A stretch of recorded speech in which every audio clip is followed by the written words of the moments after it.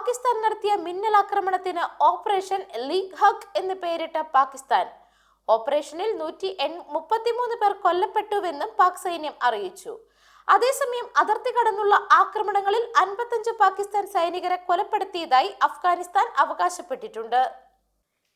Durand രേഖയിലാണ് ഏറ്റുമുട്ടൽ രൂക്ഷമായത്. അഫ്ഗാനിസ്ഥാനിൽ നിന്നുള്ള പ്രകോപനമില്ലാത്ത ആക്രമണത്തിനുള്ള മറുപടിയായാണ് ഓപ്പറേഷൻ ആരംഭിച്ചതെന്ന് state broadcaster PTV news report ചെയ്തു.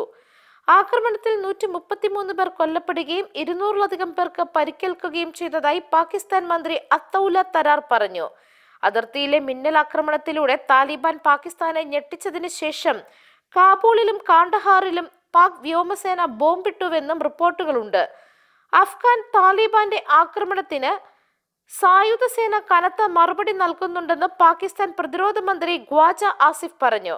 രാജ്യത്തെ പ്രതിരോധിക്കുന്നതിൽ ഫെഡറൽ അധികാരികളോടും മറ്റ് പ്രവിശ്യകളോടും തോളോട് തോൾ ചേർന്ന് നിൽക്കണമെന്ന് അദ്ദേഹം PTIയുടെ നേതൃത്വത്തിലുള്ള ഖൈബർ പഖ്തൂൺഖ്വ സർക്കാരിനോട് ആവശ്യപ്പെട്ടു. താലിബാന്റെ നേതൃത്വത്തിലുള്ള അഫ്ഗാൻ സർക്കാർ ഖോസ്റ്റ് പ്രവിശ്യയിലെ അൻസർസാറിലെ 19 പാകിസ്ഥാൻ സൈനിക ഔട്ട് പോസ്റ്റുകൾ പിടിച്ചെടുത്തുവെന്നും ഒരു പ്രധാന ആസ്ഥാനം പിടിച്ചെടുത്തുവെന്നും അവകാശപ്പെട്ടതിനെ തുടർന്നാണ് സംഘർഷം ഉടലെടുത്തത്. News desk Magnavision.